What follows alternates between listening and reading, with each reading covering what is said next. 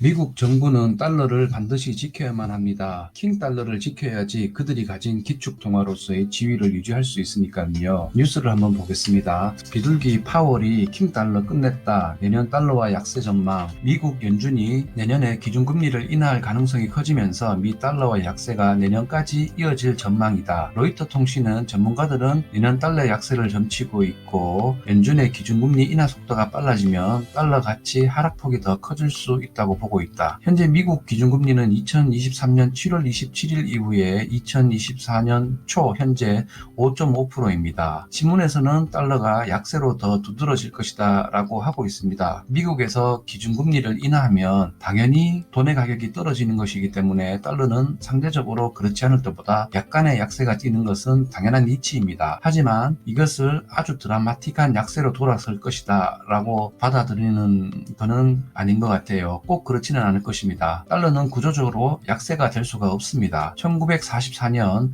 브레튼 우즈 체제 이후에 지난 80년간 달러보다 그 가치가 강력했던 화폐가 존재한 적이 있었던가요? 나중에 1971년도에 금을 내줄 자신이 없어서 미국 닉슨 대통령이 금 태환을 포기한 이후에도 달러보다 강력한 화폐는 없었습니다. 달러의 역사를 50년 전 이전에 경고한 학자가 있었습니다. 벨기에 출신으로 예일대 교수였던 로버트 트리피는 1960년 미 의회 증인으로 출석해 이런 말을 했습니다.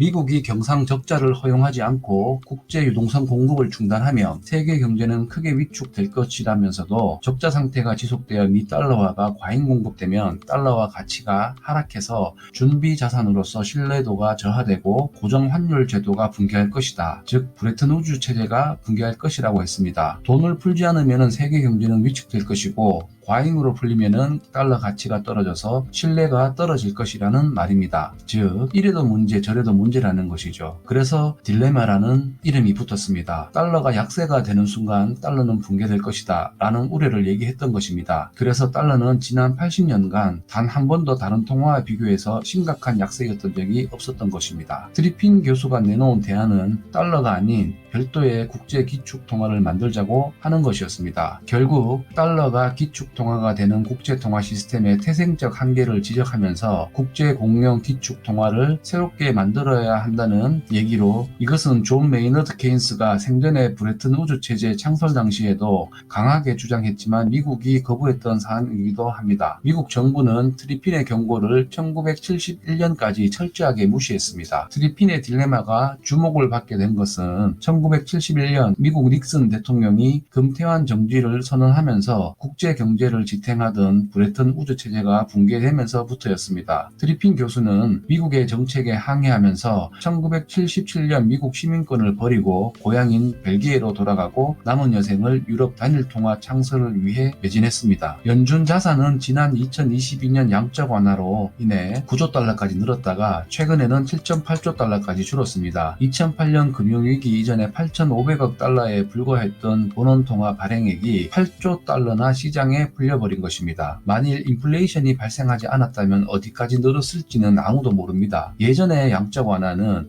월스트리트를 중심으로 돈을 풀었기 때문에 주식과 부동산 등 자산 가격만 올라가 소비자 물가는 건드리지 않았습니다. 하지만 코로나 팬데믹 이후의 부양책은 월스트리트보다는 메인스트리트, 즉 정부가 소비자와 기업들이 있는 실물 시장에 직접 돈을 뿌리는 정책이었기 때문에 경기가 회복되면 인플레이션은 필연적일 수밖에 없었습니다. 인플레이션 핵심 지표인 M2 광의통화 증가율이 사상 최고치로 솟구친 게 그 증거입니다. 인플레이션은 금값의 상승을 의미합니다. 하지만 여기에 변수가 있습니다. 바로 미국 정부와 연준의 반응입니다. 그들에게 금값의 상승은 달러에 대한 도전으로 인식되기 때문에 관리를 할 수밖에 없었을 겁니다. 2008년 미국발 금융위기 이후 탈달러화의 선봉장인 중국과 러시아를 비롯해 인도와 터키 등 많은 국가의 중앙은행들은 이미 미국 국채 대신에 금 사재기에 열을 올리고 있습니다. 미국의 우방국인 독일과 프랑스, 이탈리아조차도 일찌감치 외환 보유고를 금으로 채우고 있습니다. 더군다나 우크라이나 전쟁으로 단행된 러시아에 대한 스위프트 제재로 앞으로 중국 등 반미 세력들로 하여금 더더욱더 금 매집에 열을 올리게 하는 악재로 작용해 탈달러화를 부추기는 계기가 되었습니다. 우크라이나 전쟁으로 러시아에 가한 스위프트 제재로 러시아 외환 보유고가 적나라하게 노출도 되었습니다. 이때 밝혀진 게 러시아 외환 보유고의 대부분은 주요국에 분산 투자되어 있고 러시아 중앙은행 금고에는 대부분은 금으로 채워져 있다는 것이 밝혀졌습니다. 그런데 금 보유량이 예상외로 많았습니다. 러시아 중앙은행은 달러 체제에서 독립하기 위해서 달러 표시 자산, 곧 미국 국채와 달러 통화를 지속적으로 줄이는 한편 금 보유량을 늘려나갔습니다. 러시아가 금 사재기를 본격적으로 시작한 것은 2014년부터인데 2014년에 171톤, 2015년에 208톤을 사들여서 2020년에는 2300톤이 되었습니다. 세계 5위 규모입니다. 러시아 외환 보유고에서 차지하는 비중은 21.7% 수준이죠. 러시아는 외환 보유고의 60%를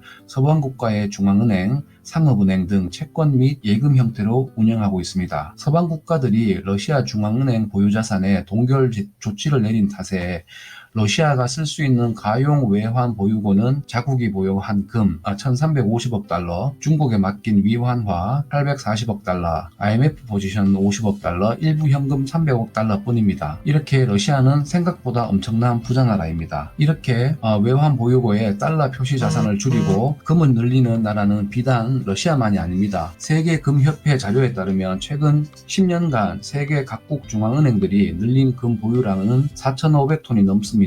이로써 2021년 9월 기준 세계 중앙은행의 전체 금 보유량은 36,000톤으로 10년 전과 비교해서 15% 정도 증가했고 1990년 이후 31년 만에 최대 수준이 되었습니다. 특히 독일과 이탈리아, 프랑스는 외환 보유고에서 금이 차지하는 비중이 굉장히 높은데 독일 74.3%, 이탈리아 69.5%, 프랑스 63.4%나 됩니다. 이들 나라는 이자 수익을 주는 미국 국채 대신에 이자 한 푼 안 붙는 금으로 외환 보유고를 채우고 있습니다. 불태환 화폐는 결국 가치가 떨어질 것이고 진짜 돈은 금밖에 없다는 것을 잘 알고 있기 때문입니다. 예전과 달리 세계 중앙은행들은 미국 국채보다는 금을 사려고 하는 성향이 강합니다. 그래서 미국 연준은 이전보다 높은 금리를 제시해서 미국 국채를 사도록 유도할 수밖에 없는 것이죠. 금은 전통적으로 재미가 없는 안전자산입니다. 금의 가격이 급등한 것은 미국 연준의 양적 완화로 유동성이 대폭 늘어난 달러화의 상대적인 약세 때문이었습니다. 그리하여서 달러를 대신해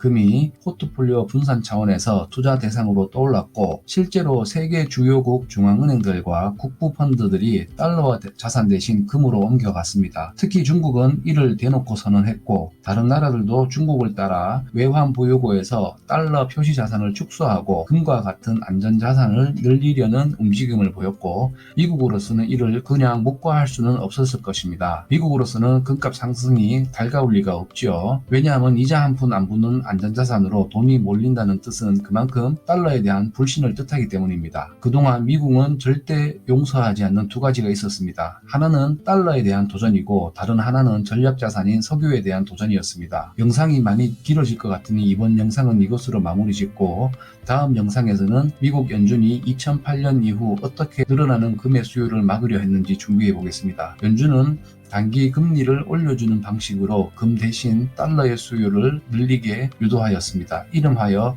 오퍼레이션 트위스트입니다. 다음 영상이 궁금하시면 구독과 좋아요 부탁드립니다. 영상 제작에 큰 힘이 됩니다. 다음 영상으로 찾아오겠습니다. 고맙습니다.